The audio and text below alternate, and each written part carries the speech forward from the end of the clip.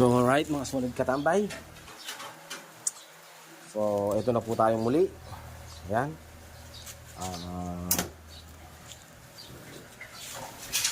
Na ano na tayo, nakapag posisyon na tayo sa ating trabaho. Ayan. So kung maaalala nyo mga solid katambay, ito yung dinala nating engine kahapon sa sa Concepcion Tarlac. Yan, para matabasan natin yung piston at makuha yung size ng gagawin nating proper sa kanyang block. Ayan. And then nag-DIY po tayo ng valve packet. Ayan. So libre light po yan mga solid katambay. Ayan. Ayan. Alright. Ayan po yung natabas na piston sa kanya mga solid. Ngayon lilinisin na natin to para ma-install na natin sa kanyang crankshaft, may sigunyal. Alright, so ito po yung kanyang sigunyal na TRT plus 3. And then ito po yung kanyang cylinder head. So na-assemble na natin to. Ayan. So ayan na po siya. And then yeah, ito po yung iba niyang mga parts.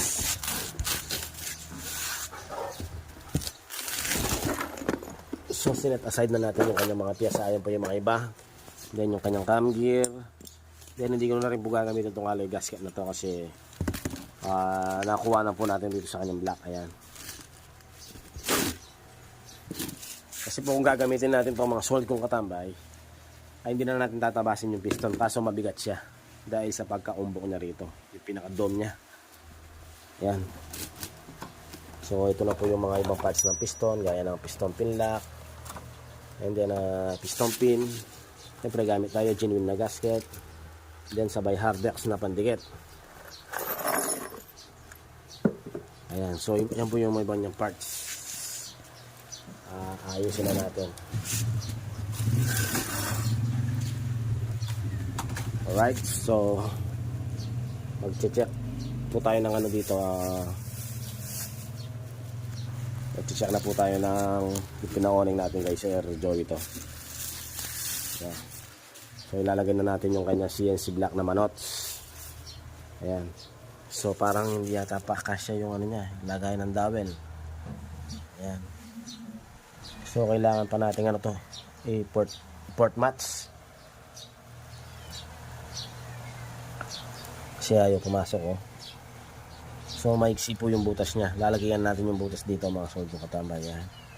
Para pumasok dito sa ating dowel. Ayaw po hindi lapat. Alright, gawin muna natin ang paraan yun mga solid katambay.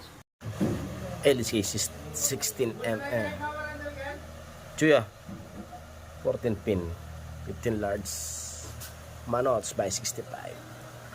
Alright, with the bulb packet. Alright, pinatabas po natin yan. Project NMAX. So alright mga solid kong katambay, ito po yung Project NMAX natin. So dito na i-build na natin yung makina. Naigasak ko na yung cylinder head, valve cover, o sa ating water pump, and then tsaka sa kanyang thermostat. So nailagay ko na rin yung kanyang full teeth na pipe, engine support, and then stock mo lang ginamit natin dito body throttle mga solid kong katambay. Temporary yan muna yung linagay natin para mapaandar lamang mga solid kong katambay. Ayan, so as you can see mga solid kong katambay, ito yung makina, ganito siya kalinis. Yung pagka-overhaul niya, pagka-assemble niya, ayan. So yung pong makinang ito, hindi po siya ganun kadaling buuin kasi marami po tayong ginawang conversion dyan. Hindi siya ganun kadaling assemblein kasi marami po tayong in-upgrade dyan. So pag dumating na po yung manifold na in-order natin para sa kanyang double throttle, ayan po, at magkakaroon na po siya ng mas magandang kalidad. So dito isasabit natin yung chassis sa kanyang makina mga solid kong katambay. Yan. Bali pagsasamahin na natin sila para ma-install yun ng kanyang mga ibang wirings, mga ibang sensor, at kung ano pa yung mga kailangan nating buuin dyan mga solid kong katambay para temporary ay paandarin muna natin at magpakinggan yung kanyang makina kung all goods nga ba. Dito ay itinabi ko na muna yung kanyang caliper at saka yung kanyang speed sensor. Ayan mga sold kong katambay. So dyan ano natin, na ipwesto na natin siya dyan. So sa puntong ito tatawagin natin yung ating mga tropa para maisabit na natin yung makina sa kanyang batalya mga sold kong katambay. So ito yung mga pinagbaklasan. Ayan. So ayan siya mga sold kong katambay. Talagang napakalinis po ng ng pagka-build ng makinang ito. So okay na po mga boss. So dito na-install na natin yung engine niya. Na natin yung kanyang makina Dito sa kanyang chassis mga sold frame. Ayan. So ilagay na natin yung yung kanyang batalya sa makina. So bali ilalagay na natin yung kanyang mga wirings. Ayan. Then ito yung mga install natin, yung valve cover and then CNC na black na manos. Ayan. So sa manifold mga sold kong katambay ay hihintayin muna natin dumating para mailagay natin yung kanyang dual throttle mga sold kong katambay. Ayan. So i-update ko kayo kung ano yung magiging output nito. Ngayon, sa ngayon pa-underin muna natin pagiginggan yung makina. Pagiginggan muna natin kung ano yung magiging under nito mga sold kong katambay. Ayan. So i-check muna natin kung ano yung kanyang magiging output mga sold kong katambay. So install na natin lahat para mapa-under na natin.